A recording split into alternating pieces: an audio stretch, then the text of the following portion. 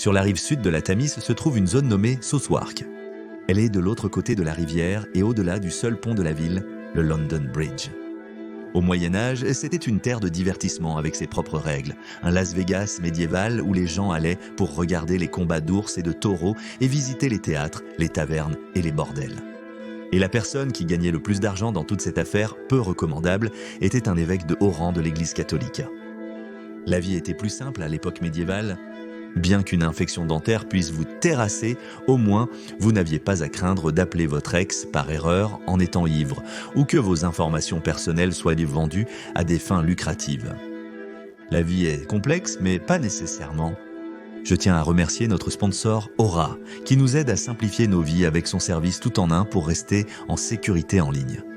Si vous vous êtes déjà ennuyé et que vous avez essayé de vous googler, vous avez peut-être vu vos informations personnelles sur un site public vendu par des courtiers en données. Nous n'avons pas tous le temps de suivre chaque fois que cela se produit, mais Aura peut aider en envoyant des demandes pour que les courtiers suppriment vos informations. Aura propose un contrôle parental, une gestion des mots de passe, une protection des données et plus pour un prix abordable. Cela a rendu ma vie tellement plus facile car je n'ai pas à m'inquiéter que des escrocs obtiennent mes détails ou ces appels robotiques ennuyeux. Testez-le vous-même pendant 2 semaines en utilisant mon lien aura.com, Folie Médiévale, ou en cliquant sur le lien dans la description. Bienvenue à la Folie Médiévale pour la vidéo du jour.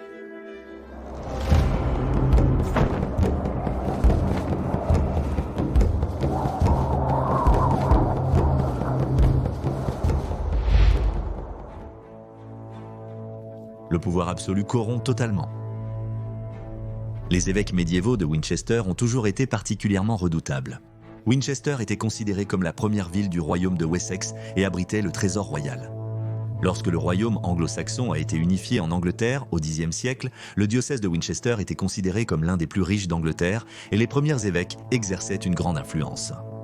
3 évêques de Winchester étaient légats papaux et 9 étaient également lord chancelier pour le monarque anglais, y compris William de Wycombe pour le roi Édouard III et William Gifford qui a servi à la fois pour William II et Henri. Leur position signifiait qu'ils étaient les seconds en commandement seulement après le roi. Dire qu'ils étaient dits puissants est un euphémisme.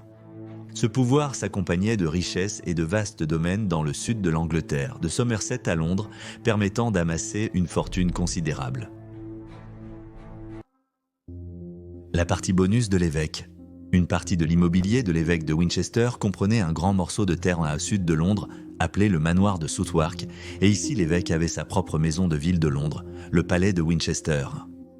Techniquement, Southwark était dans le comté de Surrey, donc hors de la juridiction de la capitale, mais il n'était pas non plus sous le contrôle du comté, donc c'était une zone libre d'imposer ses propres règles et taxes, et elle est devenue connue sous le nom de Liberté de Winchester, devenant plus tard la Liberté du Clink à cause de la prison du Clink construite là au XIIe siècle.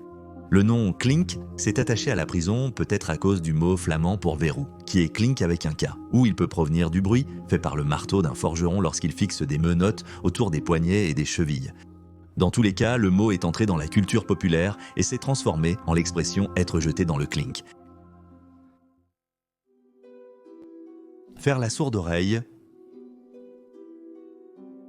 Un ordre royal a été donné en 1310 pour essayer de contrôler le commerce du sexe dans la capitale. Tous les bordels ont été fermés et toutes les femmes communes, c'est ainsi que les travailleuses du sexe étaient désignées, trouvées à l'intérieur des murs, risquaient une peine de 40 jours de prison. Mais à la fin du XIVe siècle, le travail du sexe était toléré tant qu'il était limité à 2 zones. La bien nommée Cox Lane à Smithfield, à l'intérieur des murs, et le quartier de Southwark qui était en dehors de la ville.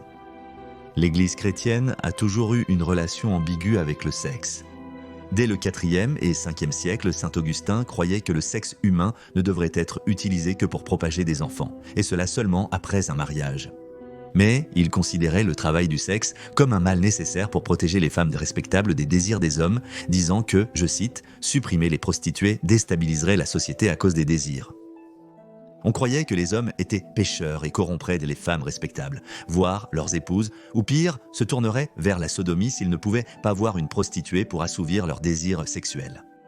Et au XIIIe siècle, le théologien Thomas d'Aquin a comparé le travail du sexe à un égout dans un palais, écrivant que, je cite, « enlever la fausse d'aisance ferait du palais un lieu impur et malodorant ». Ainsi, tout au long du Moyen-Âge, le fait de s'engager dans la vente de services sexuels était puni par les tribunaux ecclésiastiques. Mais lorsque l'évêque de Winchester a réalisé à quel point ces fausses aisances pouvaient être rentables, il est étonnant de voir à quelle vitesse il a fermé les yeux sur les enseignements de son Église. Ragout écrit. Pendant le Moyen-Âge, les bordels étaient connus sous le nom de ragout ou maisons de ragout parce qu'ils étaient autrefois des bains publics où les gens pouvaient aller se laver et mijoter dans l'eau chaude. Il n'est pas surprenant qu'il y ait toujours eu un lien entre le sexe et les bains publics, probablement à cause de tous ces corps nus qui traînent. En 1417, tous les bordels ont été interdits partout à Londres et dans ses banlieues parce que la prostitution était considérée comme liée à d'autres crimes, citant que, je cite, « de nombreux griefs, abominations, dommages, troubles, meurtres, homicides, larcins et autres nuisances communes, en raison et à cause du recours commun de l'abri et du séjour que les hommes et les femmes débauchés de mauvaise et mauvaise vie ont dans ces ragouts. » Cette interdiction de tous les bordels dans la ville signifiait que tout jeune homme médiéval à la recherche de divertissement devait faire une courte promenade à travers le pont de Londres pour trouver son divertissement. Après tout, c'est là que se trouvaient toutes les meilleures tavernes, théâtres et ragouts. Peu importe qu'il fasse nuit ou jour, dès que notre avide chercheur de plaisir descendait du pont à Southwark, il était assailli par une bande de prostituées, toutes bavardant et proposant leurs services et dévoilant leurs seins blancs.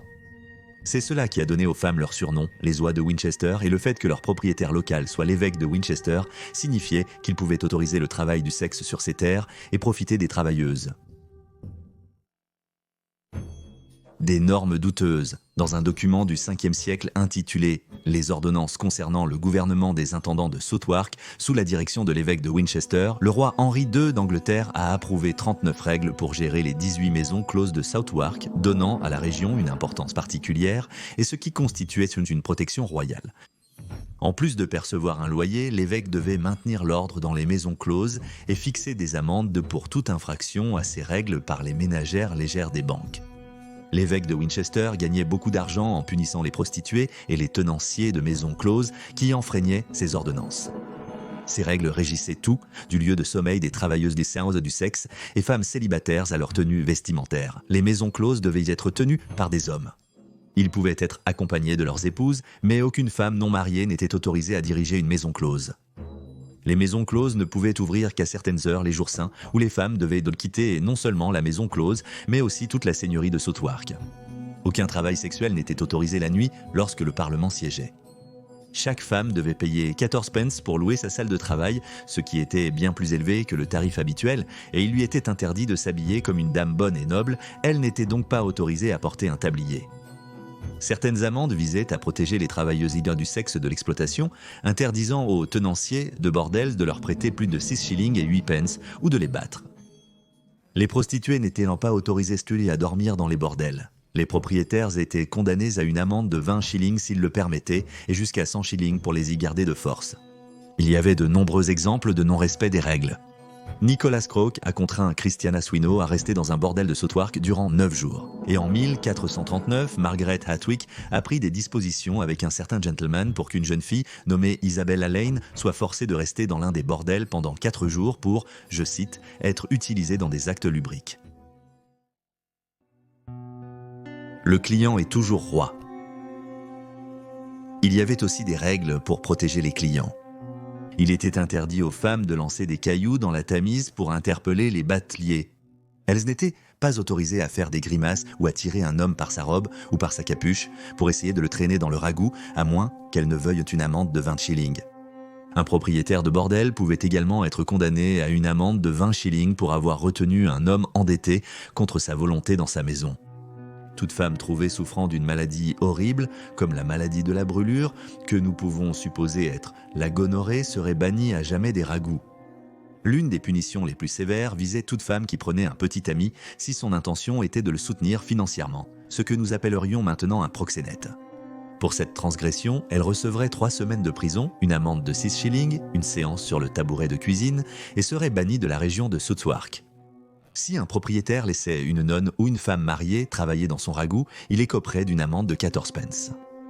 La peine semble clémente pour un kidnappeur de nonnes, mais cette règle était manifestement nécessaire. Les morts parias. À Southwark aujourd'hui, il y a un cimetière médiéval à quelques pas du London Bridge avec des liens étroits avec les Winchester Geese.